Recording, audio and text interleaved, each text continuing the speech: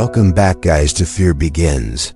In today's episode, I am sharing 8 terrifying ghost encounters from the Appalachian Mountains. By the end, you might think twice before hiking alone in those woods. Before we begin, please consider, and do not forget, to like the video and share with your close friends and family. I would also love to hear where you are listening from. Thank you all for the support. It means a lot to me. Now let us start story 1. When Alex Carter decided to rent the old cabin near Devil's Ridge. He had just gone through a bad divorce, wanted peace, solitude, time to clear his head in the quiet of the Appalachians. The listing was vague, cheap too. A small wood-framed home built in the 1940s. No neighbors for miles, just trees, mountains, and silence. The locals in the nearby town of Baxter's Hollow warned him. They told stories of Devil's Ridge, about a woman who died in the cabin long ago, a bride left at the altar, who hanged herself in the living room. Some said she still waited there, veil on, face blue, but Alex chalked it up to local superstition. He had seen enough horror movies to know small towns love their ghost stories. The first few days were calm. He spent his time hiking, chopping firewood, drinking whiskey by the fireplace. The only sounds were owls and the occasional creak of the old cabin settling. But things began to shift around day 4. He found the front door wide open one morning, thought maybe he forgot to lock it. But the next night it happened again.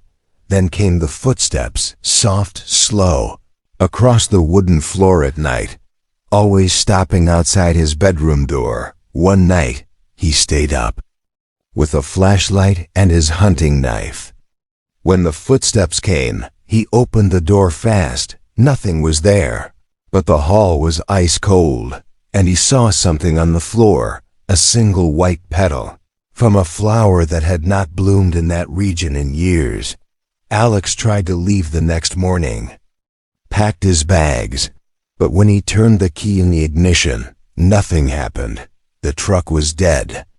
Battery new, gas tank full, no reason for it. He hiked into town, got a mechanic. But when they returned, the truck started just fine. The mechanic looked uneasy, refused to come inside the cabin, said he did not like the way it watched him. That night was the worst. Around 3 a.m., Alex heard crying, not soft whimpers, but sobs, coming from the living room. He grabbed his flashlight, knife again, heart pounding. The crying grew louder as he approached. He called out, "Hello, who's in there?" No answer, just more sobbing. When he turned the corner, he saw her, a woman, in a tattered white gown, veil hanging from matted hair, skin pale like ash, eyes swollen from crying, mouth trembling. She looked right at him, reached out, whispered something he could not understand, then vanished, gone in the blink of an eye. He ran into the woods that night, did not even grab his bag, made it to the town by morning. He never returned for his belongings, did not care. The sheriff went up later to retrieve his things, found the place empty, except for one thing, on the bedroom door, scratched into the wood, were the words, "Do not leave me alone again." Alex moved to Oregon, changed his number, refuses to talk about the mountains. But once, on a podcast, he said, "I do not care what anyone believes, that woman was real, and she was sad and angry, and she is still waiting in that cabin for someone, anyone, to join her, so she can stop crying, and start screaming instead." Jacob Ross was a long-haul trucker who ran routes from North Carolina through the winding backroads of Appalachia. He was used to empty highways, dense fog, and the eerie feeling that sometimes followed him in the dark, but nothing compared to what happened one fall night in Big Timber Hollow. It was a stretch of Route 72 few drivers used anymore. Too many wrecks, too many strange stories. But Jacob was running behind, so he took the shortcut anyway. It started around 11 p.m. The forest grew thick on both sides of the road. Branches tangled above like skeletal fingers. His headlights flickered once, then again. Before going back to normal, he turned down the radio, suddenly aware of how quiet it had become. No music, no engine hum, just the crunch of tires on gravel. And the slow, creeping sense that something was watching him about halfway through the hollow. He saw it. A man, standing on the side of the road, holding an old lantern, the kind with rusted metal and a flame that glowed orange-red. The man wore what looked like a Civil War coat, long, tattered, covered in soot. His face was hidden beneath a wide-brimmed hat. He did not move, just stood there as Jacob's truck rolled past. Jacob checked his mirrors. The man was gone. No footsteps, no trace, nothing. He thought maybe he imagined it. But a mile down the road, he saw the lantern again. This time, it was on the opposite side. Same man, same spot, same stillness. A chill ran down his spine. He sped up, gripping the wheel so tight his knuckles went white. The road twisted. Fog crept in from the trees, thick, swallowing everything. He could barely see 5 feet ahead. Then his headlights flickered again. And there he was, standing in the middle of the road. Lantern raised, face still hidden, but closer now. Jacob slammed the brakes. The truck skidded, swerved, but when it came to a stop, there was no one there, no man, no lantern, just the fog. And the low hum of his engine. He tried to back up, to turn around. But the road behind him was gone, vanished into thick gray mist. No lights, no stars, no moon. Just endless fog pressing in like a weight on his chest. Then the radio turned on, static at first. Then whispers, "Turn around, Jacob, turn around." Before he finds you. He yanked the knob, turned it off. But the whispers continued, now coming from behind the seat. Inside the sleeper cab, he spun around. Nothing. He drove, faster now. But the road stretched longer than before. He kept passing the same crooked pine tree, the same rusted road sign, over and over, each time. The lantern man was closer, now walking, step by slow step, keeping pace with the truck even as it reached 50, then 60, Jacob screamed, not in fear, but in rage. He floored the pedal, the engine howled. The fog broke suddenly like shattering glass, and he burst out onto the main road again. Bright stars above, clear sky, silence. He stopped the truck, heart pounding, breathing like he had run miles. He pulled into a diner 2 towns over, told the waitress he had seen something in Big Timber Hollow. She went pale, asked if he had seen the lantern. When he nodded, she brought over an old man from the back, white beard, weathered face. He sat down and said, "That man was called Levi Morrison. He was a lamplighter in the mining camps, died in a cave-in while trying to guide others out. Now he walks the roads, trying to save people. But the longer you look at him, the more you belong to the mountain." Jacob never took Route 72 again. Changed his route to avoid all hollows, but sometimes, on long nights, when the fog gets thick and the radio crackles, he swears he still sees the glow of a lantern in the mirror. Just a flicker, he says, but enough to make you pray you never break down out there. A narrow gravel road led up to it, curving and rising until the trees thickened so much they blocked the sky. Few ever made the drive twice, because the deeper you went, the quieter the world became. Birds stopped singing. Wind refused to pass through the trees, and if you listened close enough, you might hear the whistle. It was not the kind of whistle you'd expect from a human. No joy or rhythm in it, just 3 slow notes. falling like they were mourning something long buried. Locals called it the Whistler, a spirit that wandered Cold Branch Ridge after sundown, whistling for the ones who heard him wrong. Jace Franklin never believed in ghosts, not even when his cousin Caleb warned him before the hunting trip. You stay near the base. Do not hike up to the old clearing past sundown. That's where it starts. That's where he hears you back. Jace laughed him off, loaded his gear, and headed up the ridge alone that afternoon. He was tracking deer, quiet, careful, moving with the patience his grandfather taught him, but time moved strange on that ridge. He thought he had a couple hours of daylight left, but shadows began crawling faster than expected. By the time he realized, the sun was already gone. The woods turned to deep gray.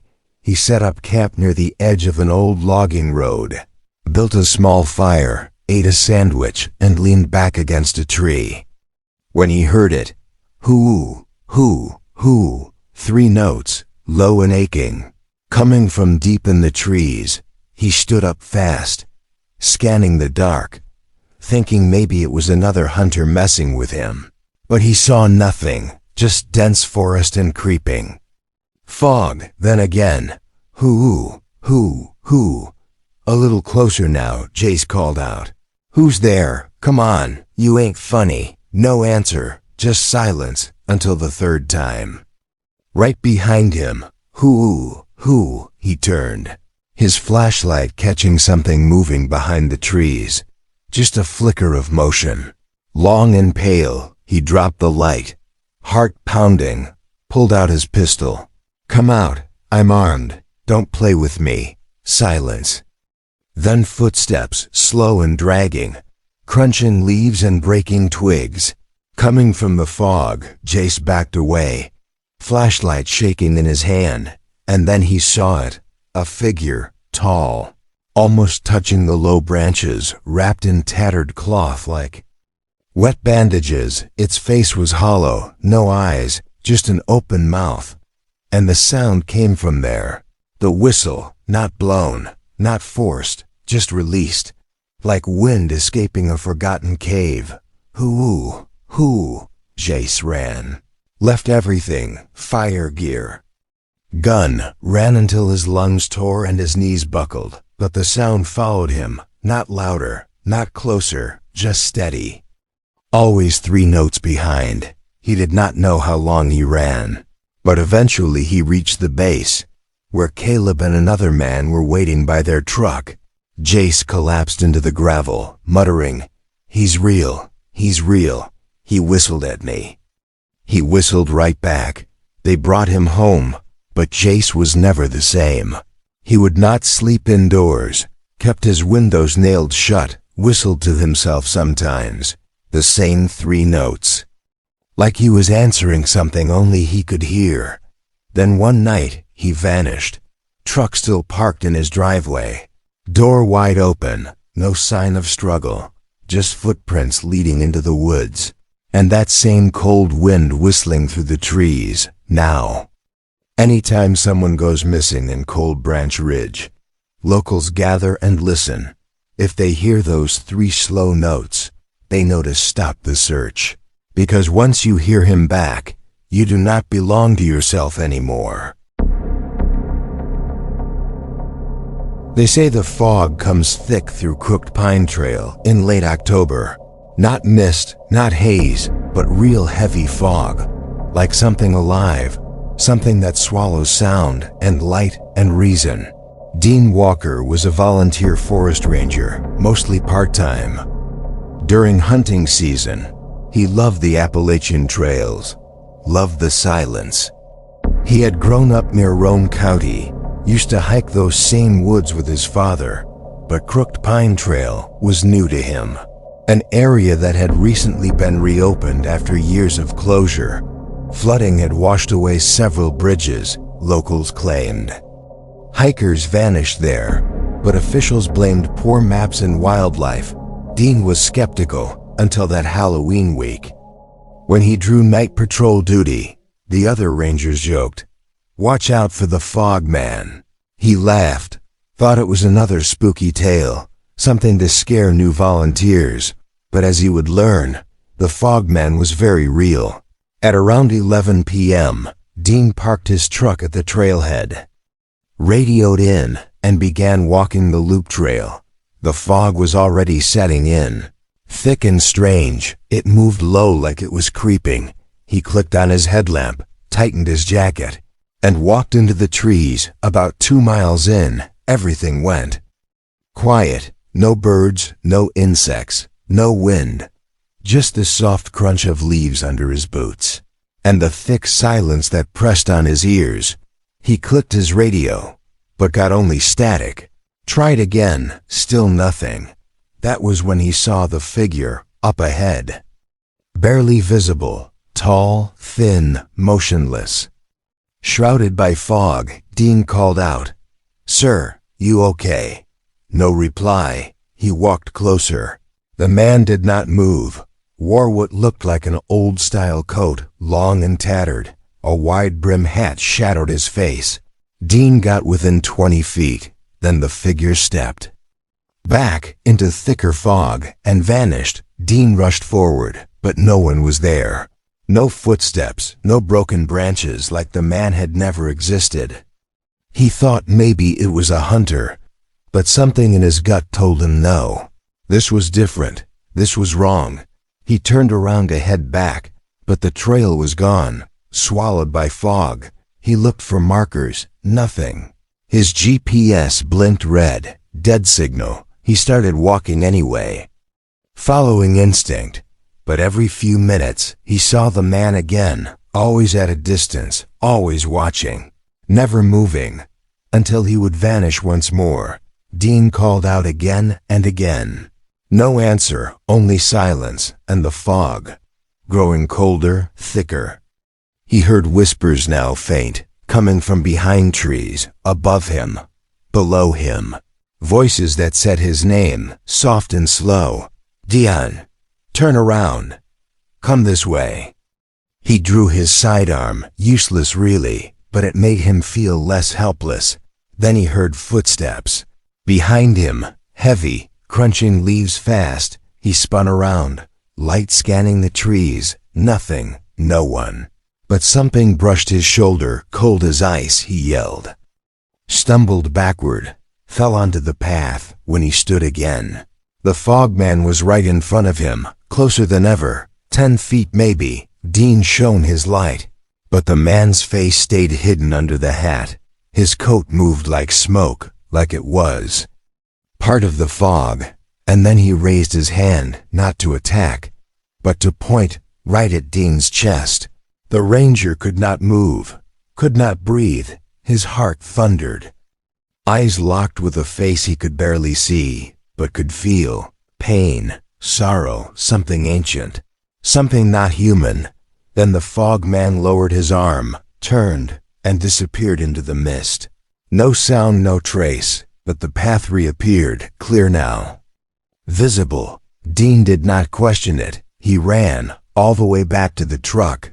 Radio came back online halfway through. He called in, said he was coming out.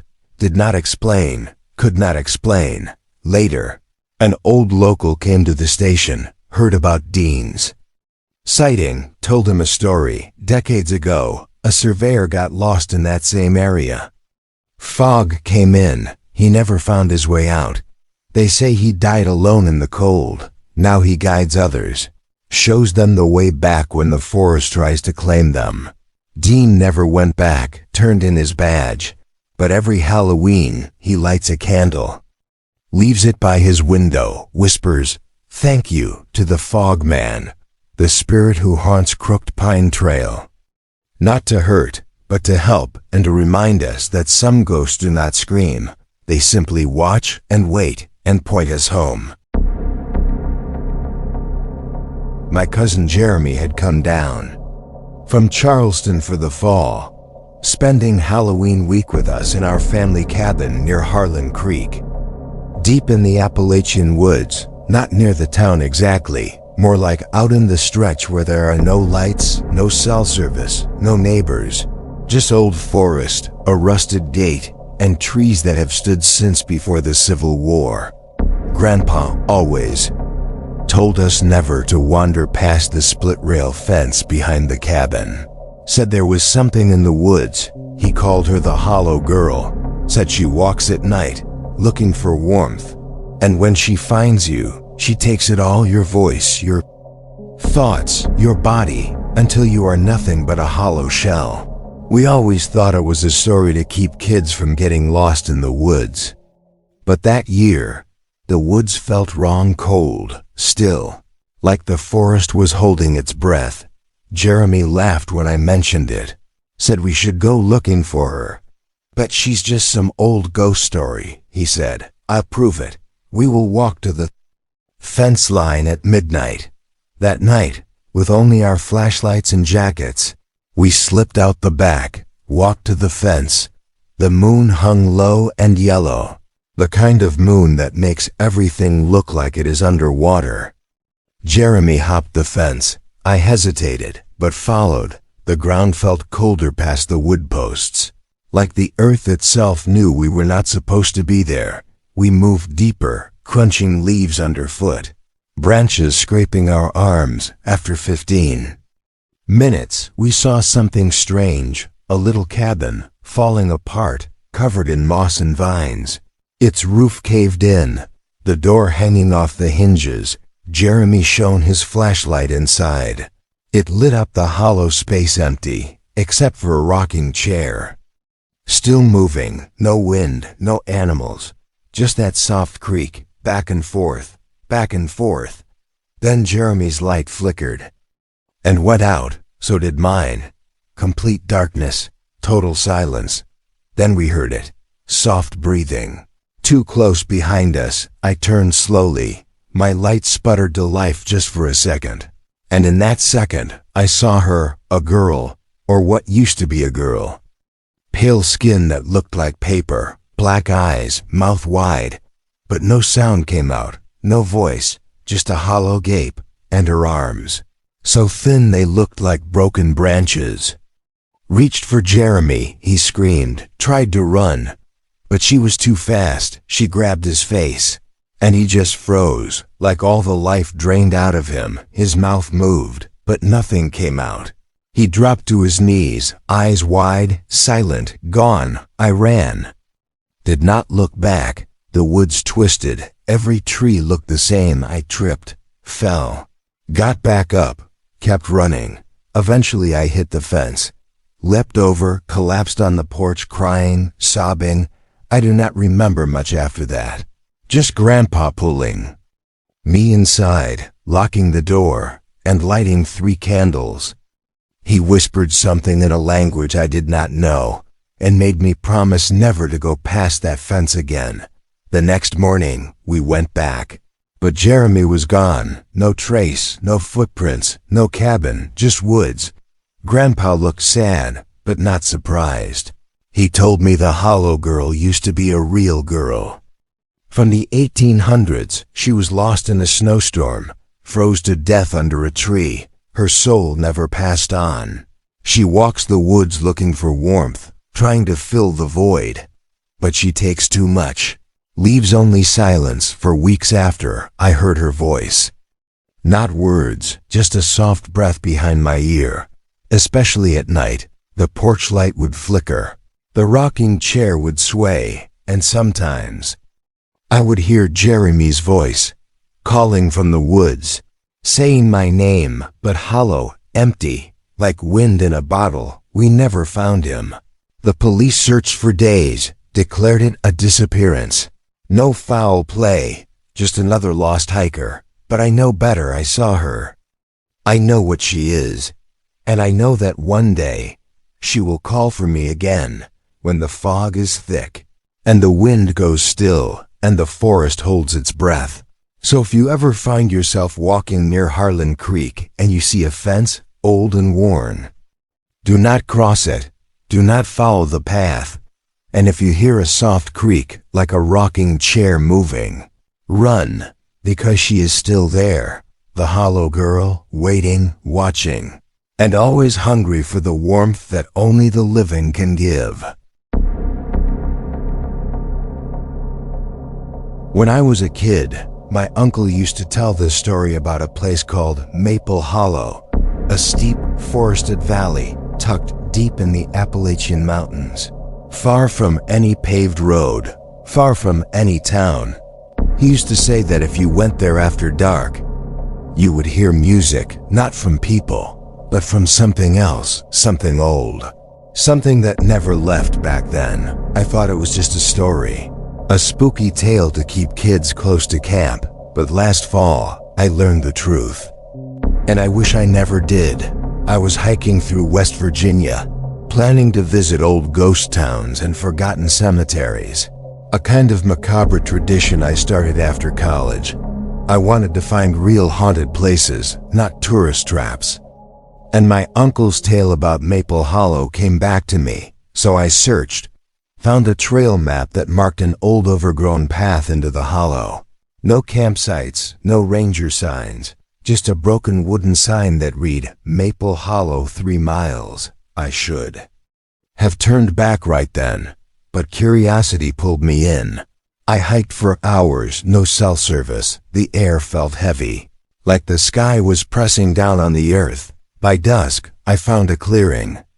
Flat ground, old stone walls, like ruins. There was something about the stones, covered in moss, but warm to the touch, too warm, like they were alive. I set up camp, lit a fire, ate some trail mix, and listened to the forest settle in.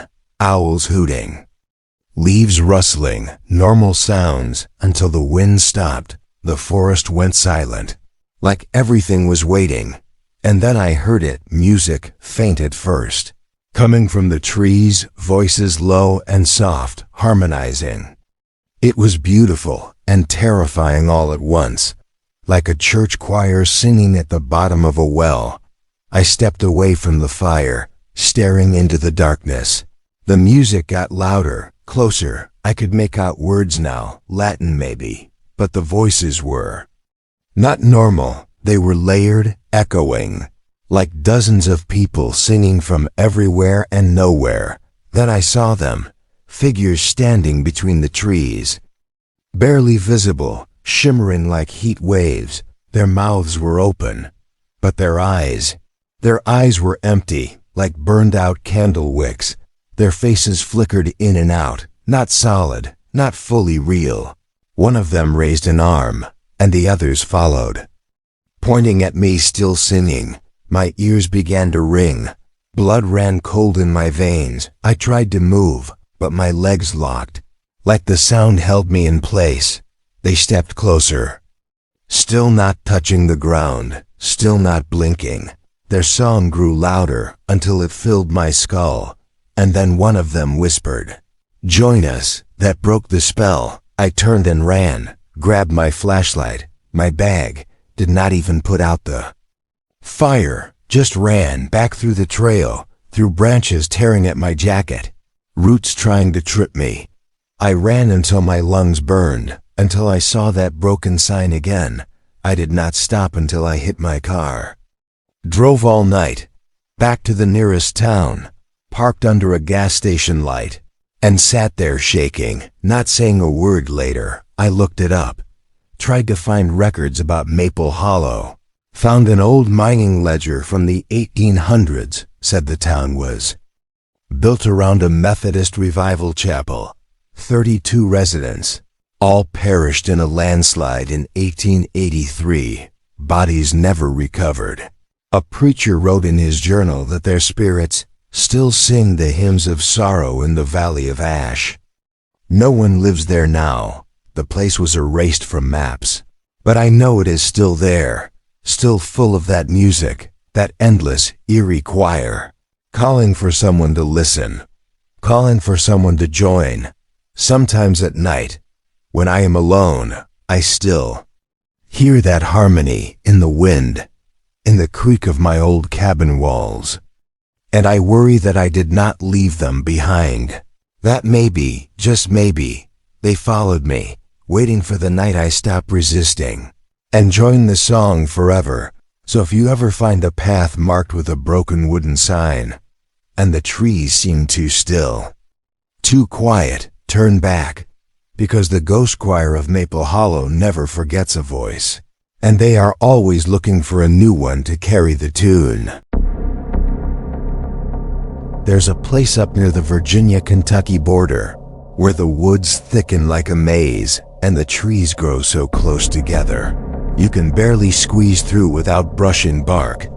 It is a place hunters avoid. Locals do not talk about it much, but they know, they remember, and they warn people like me not to go wandering too deep, not to stray off the path, but I did, and I found the cabin, or maybe it found me. It started with a camping trip, just me and my cousin Dale.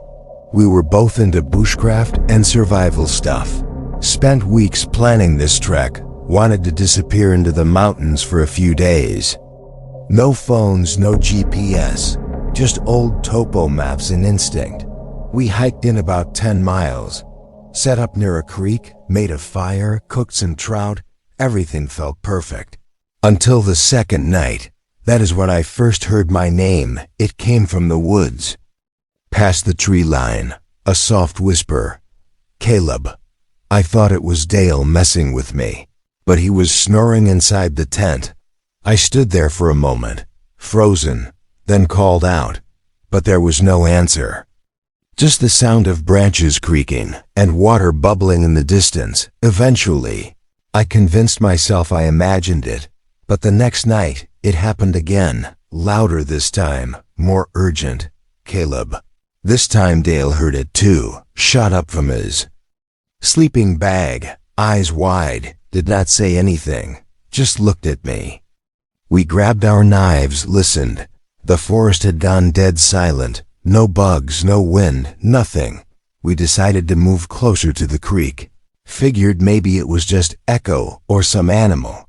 But as we walked, the name kept coming. Caleb, always from ahead. Always just out of reach. After maybe 30 minutes, we found something that should not have been there, a cabin, old, rotting, tucked into a low hollow. No path leading to it, no chimney smoke.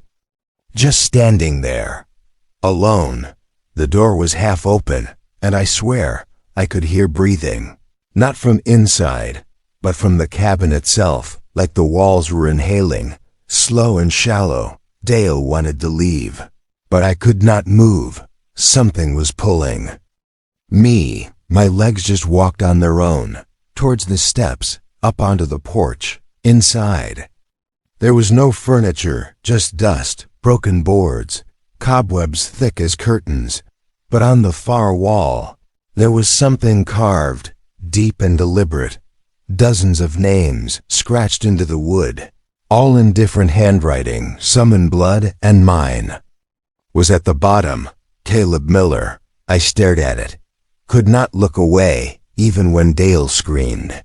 He was pointing to the ceiling, and I saw them, figures hung from the rafters, their necks stretched and broken, but their eyes were open, glowing faintly. They were watching me, somehow still alive, somehow still swaying, and one of them, a tall man with a crushed jaw, whispered, "Again, join us." That broke the trance. Dale pulled me out the door. We ran, through thorns and branches, over rocks, back to camp. But our gear was gone. Everything vanished.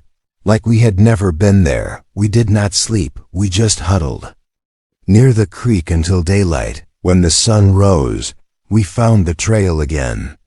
But it looked different, like the forest had shifted. We followed it for hours, until we found a road. A ranger picked us up. Said we were 40 miles from where we started. Said people disappear out there all the time, and they never find bodies. I still dream about that cabin, still hear my name sometimes, in wind, in running water. In static. I moved to a city, far from any forest, but the dreams followed, and sometimes I wake up, carved lines on my walls, letters spelling Caleb, as if I had written them myself, in sleep, in trance.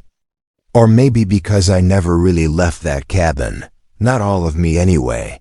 So if you ever hear your name whispered in the trees, do not follow, do not look. And if you see a cabin that should not exist, run, because once you step inside, it knows your name, and it never forgets. It just waits until you come home for good.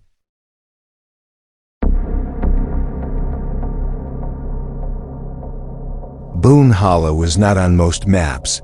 It is a place the locals whisper about, a small sunken stretch of land deep in the Appalachian backwoods, wrapped in trees so old they lean like crooked elders, covered in fog so thick it feels like soup, and nobody who lives nearby ever goes there after dark.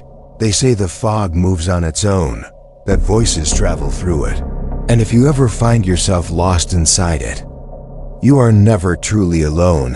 I was 19, just out of high school, and thought I was invincible. I had heard stories about Boone Hollow my whole life, from my papa, from old hunters in the general store, even from my school bus driver, but I always thought it was just superstition. One night, me and my two buddies, Eric and Nolan, decided we would go see what all the fuss was about. We grabbed a couple flashlights, a thermos of coffee, and hiked out there around 10 at night, laughing, joking, thinking we were real brave. As soon as we stepped into the hollow, the temperature dropped, like stepping into a freezer. Our breath clouded in the air, even though it was July. Fog curled around our legs, thick and wet, and the deeper we walked, the quieter everything got. Even the crickets and owls stopped making noise. Eric said it felt like something was watching us. We laughed it off, but I could see in his eyes he meant it. Then Nolan's flashlight flickered out, just buzzed once and went black. Then Eric's followed. Mine stayed on for another 30 seconds. Then darkness. We stood there, breathing heavy. No light, no sound, just cold air and thick fog. I pulled out my lighter, lit it. It barely cut through the mist. That is when we heard the footsteps, crunching. Leaves behind us, slow, deliberate. We spun around, shining the weak flame of my lighter. Nothing. But the steps kept coming, around us, circling. Always just out of reach. Eric shouted, "Who is there?" No answer. Then Nolan screamed. He dropped to the ground, said something touched his back, clawed him. We yanked up his shirt, and there they were. 3 long scratches, fresh and red. No blood, but deep burning. I told them we had to leave now, but the fog had gotten thicker. We could not tell which way we came. Everything looked the same.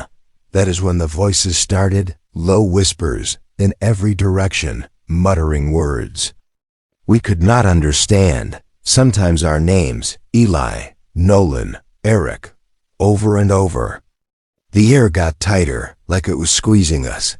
Then we saw it, a figure, standing maybe 20 feet away, in the fog, tall, thin, wearing what looked like an old tattered suit. But its face was just a blur, like the fog was wrapped around it. Its head tilted to the side, and it raised a hand, beckoning us forward. We ran blind, smashing into trees, branches slashing our arms and faces, but we did not care. We just wanted out, wanted away from that thing, from those whispers, from the fog. But Boone Hollow does not let go that easy. We ended up circling, passing the same fallen log 3 times. That thing, it was always just behind us. We could feel it, breathing down our necks. Eric collapsed, could not move, crying, whimpering, saying he heard his dead grandmother's voice in the fog, calling him, telling him to stay. Nolan slapped him, pulled him up. We kept moving. Then we saw light, a flicker, like a lantern. We ran toward it, no questions, and stumbled into a clearing. There was an old shack, half collapsed, but it had light, and inside was a man, gray beard, leather hat, sitting on a stool, just looking at us. He said, "You boys best sit down and be quiet." We did. too tired and scared to argue. He handed us mugs of something hot, tasted like coffee and coffee. Dirt. And sat there calm, said his name was Amos, that he had lived out here his whole life, that Boone Hollow is cursed.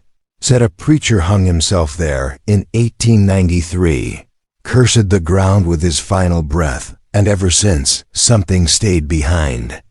Feeding on the lost, the broken, and the foolish. Like us, he told us we were lucky, that sometimes the fog takes people forever. He said it lets you leave if it wants to, if it thinks you are scared enough.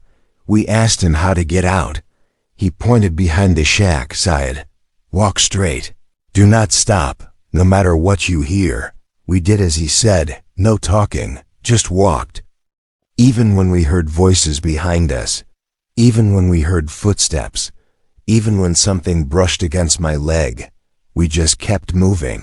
Eventually the fog broke, and we found the trail. It was sunrise, and we never saw that shack again. When we told the ranger, he looked pale, said Amos died 20 years ago, in a fire, same shack, burned out. No one had been out there since. Said we were the first people to come back from Boone Hollow in over a decade. I still do not know what we saw, or who Amos really was, but I have never gone back. None of us have. And if you ever think about it, about proving it is all fake, do not. Because once you step into that fog, you are not alone, and something in there wants you to stay forever.